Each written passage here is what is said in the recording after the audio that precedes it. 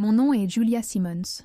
Je suis assistante sociale et j'ai 50 ans. Ce que je m'apprête à partager avec vous est le récit de mon expérience de mort imminente et les 6 événements impressionnants que Jésus m'a révélés et qui se produiront en 2025. Mais avant de commencer, dites-moi d'où vous écoutez cette histoire. Cela nous rapproche. Même si nous sommes physiquement éloignés, n'oubliez pas de liker et de commenter votre ressenti après avoir écouté ce témoignage. Gardons un dialogue honnête et ouvert afin que nous puissions apprendre ensemble. Suivez mon histoire jusqu'au bout. Tout a commencé le 20 mars 2021, lorsque j'ai été déclarée cliniquement morte pendant 21 minutes et 11 secondes. C'était un matin de travail comme les autres, mais, sans avertissement, mon corps a lâché prise. Mon cœur s'est arrêté, conséquence de nombreuses années de stress et de problèmes de santé que j'avais négligés. La dernière chose dont je me souviens, c'est mes collègues appelant désespérément les secours. Ensuite, tout est devenu noir. La chose suivante que j'ai perçue, c'est que je me trouvais hors de mon corps, observant l'équipe médicale tenter de me réanimer. Je n'étais plus connectée au monde comme je l'avais connu. Un sentiment de paix indescriptible m'a envahi lorsque j'ai compris que je n'étais plus en vie. Alors que je flottais dans cet espace entre deux mondes, une sensation d'amour absolu m'a enveloppée. C'est à ce moment-là que j'ai senti sa présence. Jésus était là. Il est apparu devant moi d'une manière que les mots ne pourraient jamais pleinement décrire. Sa présence rayonnait de lumière, mais ce n'était pas une lumière éblouissante, c'était une lumière douce, chaleureuse, réconfortante, comme une étreinte lors d'une journée froide. Ses yeux, empreints d'une compassion infinie et d'une sagesse profonde, ont croisé les miens. J'ai eu l'impression qu'il voyait chaque parcelle de mon être, chaque douleur, chaque regret, chaque moment de joie que j'avais vécu. Et pourtant, malgré tout ce qu'il savait de moi, son regard était rempli d'un amour si pur qu'il m'a complètement désarmée. « Julia, dit-il, tu n'as pas encore fini. J'ai quelque chose à te montrer. » J'étais stupéfaite. Je n'avais jamais entendu sa voix de cette manière, si personnelle, si directe, mais avant que je ne puisse comprendre pleinement ses paroles, tout autour de moi a commencé à changer. L'atmosphère paisible et sereine commença à changer, et l'environnement autour de nous se transforma en quelque chose que je ne peux décrire que comme un amphithéâtre de lumière. Il était immense, s'étendant bien au-delà de ce que mon esprit pouvait concevoir, et il semblait que la lumière elle-même était vivante. Je regardais Jésus, et son visage reflétait une expression d'attente divine. « Je vais te montrer les événements qui surviendront dans le monde en 2025, dit-il. Tu fais partie d'un plan plus grand, Julia, et je veux que tu vois ce qui est sur le point d'arriver. » Puis, il prononça les mots qui allaient tout changer. « Tout d'abord, je vais te montrer le grand trompeur. » Aussitôt ces mots prononcés, une sensation écrasante d'appréhension envahit l'espace autour de nous. C'était comme si le tissu même de la réalité commençait à se tordre et à se déformer. La première vision qu'il me montra était une représentation claire du mensonge qui se répandait dans le monde. Comment les fausses croyances, les illusions et les distractions avaient à pénétrer tous les aspects de la société, y compris l'Église elle-même. Je vis comment les gens étaient détournés par de faux prophètes et des enseignements qui prétendaient venir de Dieu, mais qui en étaient très éloignés. Ce n'était pas un phénomène lointain, se produisant dans des endroits isolés. Il était présent partout. Des personnes ordinaires, comme vous et moi, étaient attirées par des promesses de paix, d'illumination et d'unité, mais qui, en réalité, les éloignaient de plus en plus de la vérité de Jésus-Christ.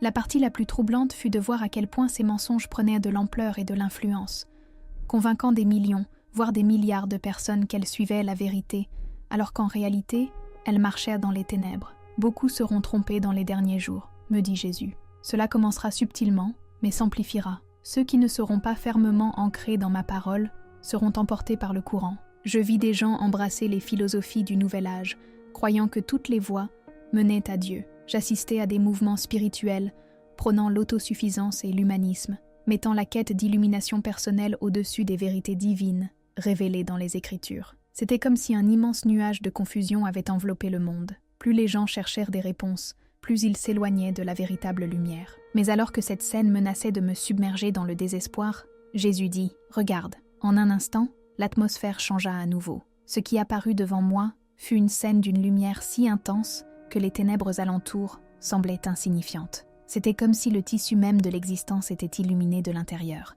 Et de cette lumière, des personnes commencèrent à se lever. Alors que j'observais cette vague de lumière balayer la terre, je compris quelque chose d'extraordinaire. Le mensonge n'aurait pas le dernier mot. Il y avait un reste, ceux qui étaient demeurés fermes dans la vérité de Jésus-Christ, qui allaient bientôt expérimenter une manifestation de l'Esprit de Dieu comme jamais auparavant. C'était le grand réveil.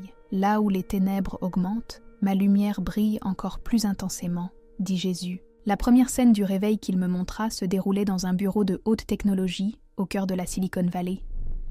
Un jeune ingénieur en logiciel était assis à son bureau, entouré d'écrans affichant des lignes de code complexes. Il semblait absorbé dans ses pensées, mais soudain, il s'arrêta. Ses mains restèrent suspendues au-dessus du clavier et des larmes commencèrent à couler sur son visage. À cet instant, il comprit. Il ne pouvait l'expliquer, mais il savait que ce qu'il développait, une intelligence artificielle conçue pour remplacer la spiritualité humaine, était une erreur. Là, dans son bureau, il tomba à genoux et commença à louer Jésus. Il se moquait de sa carrière, de sa réputation ou du regard des autres. Il venait de trouver la vérité. Jésus me regarda, alors que la scène changeait encore une fois. Puis, il parla de nouveau. Regarde, soudain, je me trouvais dans une salle de classe universitaire. Une professeure, connue pour son athéisme et pour ses critiques virulentes contre la foi, se tenait au centre de l'estrade. Elle parlait avec assurance, contestant l'existence de Dieu et ridiculisant les croyances religieuses. Mais tout à coup, elle s'arrêta en plein milieu d'une phrase. Ses mains commencèrent à trembler, ses yeux s'écarquillèrent, remplis de stupeur. Elle s'accrocha fermement au pupitre et prononça alors quelque chose que je n'aurais jamais imaginé entendre. « Je me suis trompée », dit-elle d'une voix tremblante. « Je viens de rencontrer Jésus-Christ. Tout ce que j'ai enseigné sur la religion comme une illusion. C'est moi qui étais dans l'illusion. » Je n'en croyais pas mes yeux. Des gens de tous horizons, de toutes origines et de tous milieux vivaient ce réveil. Des athées, des agnostiques, des personnes qui n'avaient jamais considéré la vérité du Christ étaient en train de le rencontrer d'une manière indéniable. Ce n'était pas seulement dans les écoles ou les bureaux, c'était partout. Je vis une mosquée au Moyen-Orient où des centaines de musulmans eurent des visions de Jésus. Je vis des prisonniers, des criminels endurcis, se briser en larmes et se repentir en rencontrant le Christ vivant. Dans l'industrie du divertissement, des cadres abandonnaient des projets tournant la foi en dérision. Dans les gouvernements, des fonctionnaires se mirent à rechercher publiquement la sagesse de Dieu. Dans les hôpitaux, des médecins et des infirmiers témoignaient de guérisons miraculeuses, défiant toute explication médicale. Mais avec tout cela venait aussi un prix à payer. Jésus me regarda, et son expression devint grave. « Regarde, dit-il. » Je vis alors les croyants faire face à des persécutions inattendues. Des familles furent déchirées. Des enfants rejetés par leurs parents à cause de leur foi. Des époux abandonnèrent leurs conjoints. Des employés perdirent leur emploi. Des étudiants furent expulsés de leurs écoles. Le monde était en plein bouleversement, et la frontière entre la lumière et les ténèbres était désormais clairement tracée. « Il n'y aura plus de foi tiède », expliqua Jésus. « Plus de christianisme occasionnel. Chaque personne devra choisir de quel côté elle se trouve. » Je vis comment ce grand réveil transcendait toutes les barrières humaines, l'âge, la culture, l'éducation et le statut social. Des gens de toutes origines, riches et pauvres, jeunes et âgés, vivaient cette rencontre divine. Il n'y avait plus de séparation. C'était la véritable unité, née de l'esprit et non d'un compromis avec la vérité. Là où il y a de l'humilité, mon esprit se manifestera avec une puissance encore plus grande, dit Jésus. Je vis des enfants et des adolescents devenir de puissants témoins du Christ. Ils marchaient avec une autorité spirituelle, sans crainte face à l'opposition qu'ils rencontraient. Mais je vis aussi les épreuves qui les attendaient, persécutions dans les écoles, attaques sur les réseaux sociaux, et même rejet au sein de leur propre famille. Jésus me parla à nouveau, sa voix remplie de compassion. « Les jeunes qui resteront fidèles en ce temps recevront une grâce particulière, dit-il. Ils feront face à des défis uniques, mais ils marcheront aussi avec une autorité unique. » Puis, la scène changea. Je me retrouvais dans des réunions secrètes d'églises clandestines, dans des endroits où la persécution était la plus sévère. Malgré le danger, les visages de ces croyants étaient illuminés d'une joie surnaturelle. J'ai compris qu'ils avaient trouvé quelque chose de bien plus grand que le confort terrestre. Ils avaient découvert la présence de Jésus, et cette présence était plus précieuse que toute sécurité offerte par ce monde. La persécution purifie mon Église, dit Jésus. Ce que l'ennemi destine au mal, je le transforme en une gloire encore plus grande. Je fus témoin de quelque chose d'extraordinaire. Comment ce réveil affecterait tous les aspects de la société. Dans le monde des affaires, des entrepreneurs chrétiens commencèrent à créer des plateformes favorisant de véritables communautés. Dans le secteur technologique, de nouveaux convertis développèrent des outils unissant les gens par la foi. Dans le domaine artistique et musical, des œuvres porteuses de la présence de Dieu émergèrent, transformant l'industrie du divertissement. Dans l'éducation, de jeunes initièrent des mouvements de prière qui se répandirent à une vitesse fulgurante. Même des enseignants commencèrent à partager leur foi avec audace, malgré les interdictions et les répercussions potentielles. Il devint clair que ce réveil ne ressemblerait à rien de ce que nous avions imaginé. Il ne s'agirait pas de construire des églises plus grandes, ni de créer des célébrités chrétiennes. Il serait marqué par l'humilité, le brisement et une unité surnaturelle entre les croyants. La véritable unité, expliqua Jésus, n'est pas l'unité artificielle offerte par les trompeurs. Ceci est l'unité de mon esprit, née de la vérité. Mais comme dans toute chose, il y avait encore plus à venir. Jésus me révéla alors le troisième événement qui allait suivre, le grand tremblement. L'atmosphère autour de moi devint lourde. Je pouvais sentir le sol trembler sous mes pieds, pas comme lors d'un séisme physique, mais comme un bouleversement spirituel, un choc qui allait ébranler les fondements du monde d'une manière que personne ne pouvait prévoir. Je vis des nations s'effondrer, une après l'autre, à cause d'instabilité politique, de crises financières et de catastrophes naturelles. Mais ce tremblement n'était pas seulement extérieur, il était aussi spirituel. Les fondations des valeurs du monde, ses priorités et sa confiance dans les systèmes humains allaient être mises à l'épreuve. Je vis des gouvernements du monde entier prendre des décisions qui affecteraient des millions de personnes. Des décisions qui, à première vue, semblaient promettre la paix, mais qui, en réalité, ne mèneraient qu'à un chaos encore plus grand. Les riches devenaient encore plus riches, tandis que les pauvres s'appauvrissaient davantage.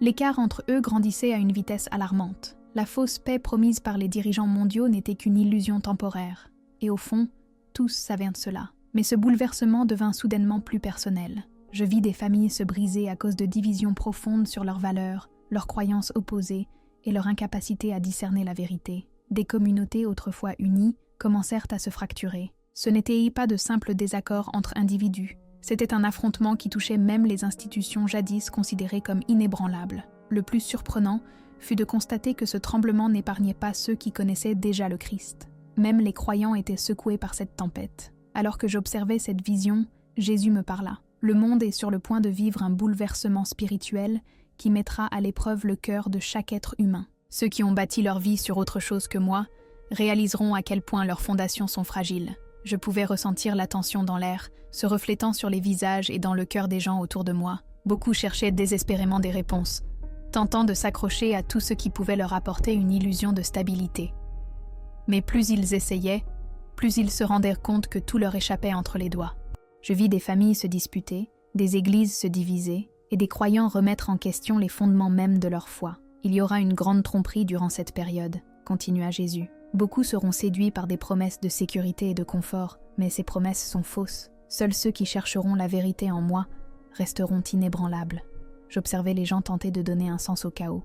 Certains se tournèrent vers de fausses idéologies, tandis que d'autres se fiaient uniquement à leur propre compréhension du monde. Au milieu de ce grand bouleversement, beaucoup perdirent leur foi. Ils n'arrivaient pas à concilier la souffrance qu'ils voyaient avec leur croyance en un Dieu d'amour. La pression était immense, et pour certains, insupportable. Mais il y avait de l'espoir. Lorsque le bouleversement atteignit son apogée, je vis un nouveau mouvement émerger. C'était un mouvement du cœur, porté par des personnes qui refusaient d'être ébranlées par le chaos autour d'elles. Ces hommes et ces femmes étaient restés fermes dans leur foi. Ils avaient bâti leur vie sur le fondement inébranlable du Christ. Ils n'étaient pas affaiblis par l'épreuve.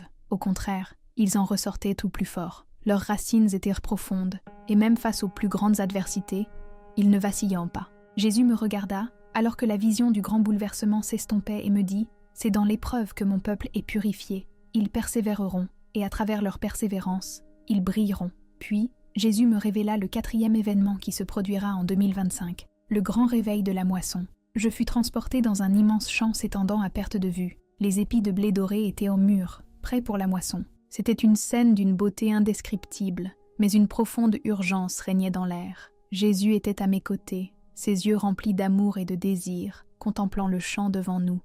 « La moisson est prête, dit-il, mais les ouvriers sont peu nombreux. » Alors qu'il parlait, je vis des hommes et des femmes de toute culture, origine et nation se lever pour travailler à la moisson. Ce n'étaient pas les puissants, les influents ou les célèbres. C'étaient les simples, les humbles, ceux qui étaient restés fidèles à Jésus malgré les épreuves les plus intenses. C'étaient eux, les ouvriers qui allaient amener la moisson. Mais cette moisson n'était pas seulement une question d'âmes sauvées, bien que ce soit essentiel. C'était un mouvement global d'éveil spirituel, un réveil qui allait se propager à travers toutes les nations, jusque dans les coins les plus reculés de la terre. Je vis des missionnaires entrer dans des pays où le christianisme avait été interdit, prêchant l'évangile à des peuples qui n'avaient jamais entendu parler de Jésus, et je vis ces gens répondre avec une joie indescriptible, comme s'ils avaient attendu ce moment toute leur vie. C'est le grand réveil de la moisson, dit Jésus. Il y aura un temps de réveil avant la fin, un temps où des millions, voire des milliards, connaîtront la vérité de mon amour. Mais cette moisson ne viendrait pas sans défi. Je vis des églises se lever pour guider cette mission, mais aussi une vague de persécutions venant de toutes parts. Les gouvernements commencèrent à restreindre la liberté religieuse, et ceux qui prêchaient l'évangile furent emprisonnés, persécutés, dans certains cas, mis à mort. Et pourtant, malgré l'opposition, l'évangile se répandait comme un feu brûlant une plaine sèche. C'était un mouvement que personne ne pouvait arrêter. Le grand réveil de la moisson sera un temps de grande joie, dit Jésus, mais ce sera aussi un temps de grand sacrifice. Ceux qui resteront fidèles tiendront bon, et ils seront récompensés. Le grand criblage. Soudain, je fus transporté dans la vision du 5e événement, le grand criblage. Dans cette scène, je vis une séparation massive se produire, comme si le blé était tamisé et que la paille était brûlée par le feu. Ce processus avait commencé avec le grand bouleversement et continuait durant le grand réveil de la moisson. À mesure que les gens répondaient à l'Évangile, ils devaient faire un choix, rester fermes ou s'éloigner.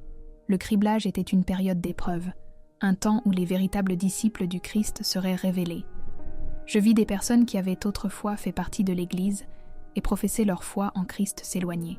Beaucoup furent emportés par les vents de la tromperie, leur cœur endurci par les pressions du monde. Certains se tournèrent vers de fausses idéologies, d'autres vers l'adoration de leur propre personne, et il y avait aussi ceux qui tombèrent dans le désespoir. Ce processus de criblage était douloureux, mais il était aussi essentiel. Tous ceux qui crient « Mon nom n'entreront pas dans le royaume », dit Jésus. Le criblage révélera ceux qui m'ont véritablement suivi, ceux qui sont restés fidèles jusqu'à la fin.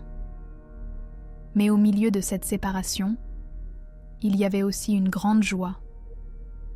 Je vis ceux qui étaient restés fidèles être purifiés par le feu, leurs cœurs affinés, leur foi renforcée. C'était comme si les épreuves qu'ils avaient traversées les rendaient encore plus lumineux. L'amour pour Christ brillait plus intensément et leur détermination à persévérer grandissait à chaque épreuve.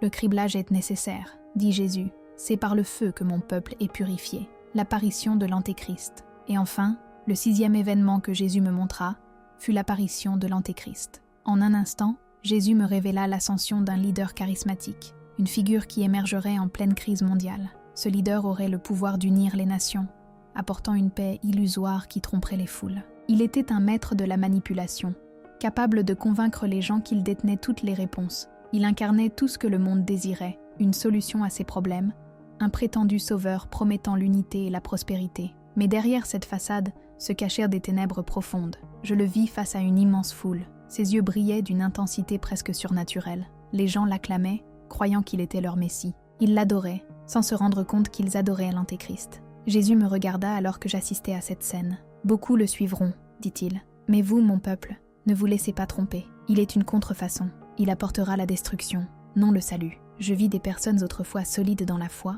se tourner vers ce leader, persuadés qu'il détenait la vérité. Mais ceux qui étaient restés fidèles à Christ discernèrent le mensonge. Ils virent l'imposture et même face à la montée en puissance de l'Antéchrist, ils restèrent inébranlables, proclamant la vérité de Jésus. L'ascension de l'Antéchrist sera l'une des plus grandes épreuves de foi, dit Jésus. Mais mon peuple ne vacillera pas. Ils persévéreront. À cet instant, je compris, au plus profond de mon être, que tout ce que j'avais vu, la grande tromperie, le bouleversement, le réveil, la moisson, le criblage et maintenant l'apparition de l'Antéchrist nous conduisait à ce moment crucial. Jésus revenait, et rien ne pouvait empêcher sa victoire. Alors que je restais en sa présence, tout ce qu'il m'avait montré prenait sens. Les épreuves que le monde affrontera en 2025 seront immenses, mais je savais que l'espérance et la force de ceux qui resteront fidèles à Christ seront inébranlables. Soudain, je sentis comme si j'étais attiré de nouveau vers mon corps. Mais la paix que j'avais ressentie en présence de Jésus demeura en moi, accompagnée cette fois d'un profond sentiment de mission et de destinée. Jésus m'avait montré la voie à suivre et m'avait rappelé que je ne serais jamais seul. Avec un sursaut soudain, je retournai dans la salle d'hôpital. L'air stérile et les odeurs médicales envahirent mes sens. Mon cœur, qui était arrêté, recommença à battre. L'équipe médicale eut un sursaut de surprise, en voyant mes signes vitaux redevenir normaux. Lorsque j'ouvris les yeux, je vis les visages inquiets de mes collègues et des ambulanciers. Derrière toute cette confusion, il y avait quelque chose de nouveau en moi, quelque chose d'éternel. Eu havia testemunhado o futuro, o grande engano, o despertar, a ascensão do anticristo. Tudo era real, e agora eu tinha uma responsabilidade: compartilhar essa mensagem. A urgência de despertar os outros para a verdade era clara. Jesus havia confiado a mim essa visão, e eu não poderia ignorá-la. Onde a escuridão aumenta, minha luz brilha ainda mais intensamente. Essas palavras de Jesus ecoam em meu coração todos os dias. Apesar das provações que estão por vir, a luz de Cristo nos guiará através da tempestade. O grande avivamento está próximo, e embora muitos sejam enganados, quero permanecer firme ao lado daqueles que se recusam a ceder às mentiras. Agora, ao olhar para o futuro, me agarro a uma verdade. A fé é sobre permanecer firme quando tudo ao nosso redor desmorona. Jesus já venceu, e nada, nem o engano, o abalo ou a ascensão do anticristo, pode mudar isso. Eu oro para que o meu testemunho de experiência de quase morte inspire você a buscar a verdade, a se apegar à luz e a compartilhar essa esperança com os outros. O tempo é curto e a colheita está próxima. Vamos responder ao chamado para trabalhar. Não estamos sozinhos. Sua luz está brilhando mais forte do que nunca, e juntos, vamos perseverar. J'avais été témoin du futur, la grande tromperie, le réveil, l'ascension de l'Antéchrist. Tout était réel, et maintenant, j'avais une responsabilité, partager ce message. L'urgence de réveiller les autres à la vérité était évidente. Jésus m'avait confié cette vision, et je ne pouvais pas l'ignorer. Là où les ténèbres augmentent, ma lumière brille encore plus intensément. Ces paroles de Jésus résonnent en moi chaque jour. Malgré les épreuves à venir, la lumière du Christ nous guidera à travers la tempête. Le grand réveil approche, et bien que beaucoup soient trompés, je veux rester ferme aux côtés de ceux qui refusent de céder aux mensonges. Aujourd'hui, en regardant vers l'avenir, je m'accroche à une vérité. La foi, c'est tenir bon lorsque tout autour de nous s'effondre. Jésus a déjà remporté la victoire, et rien, ni la tromperie, ni le bouleversement, ni l'ascension de l'Antéchrist, ne peut changer cela. Je prie pour que mon témoignage de cette expérience de mort imminente vous inspire à rechercher la vérité, à vous attacher à la lumière, à partager cette espérance avec les autres. Le temps est court et la moisson est proche. Répondons à l'appel et engageons-nous à travailler ensemble. Nous ne sommes pas seuls. Sa lumière brille plus fort que jamais et ensemble, nous persévérerons.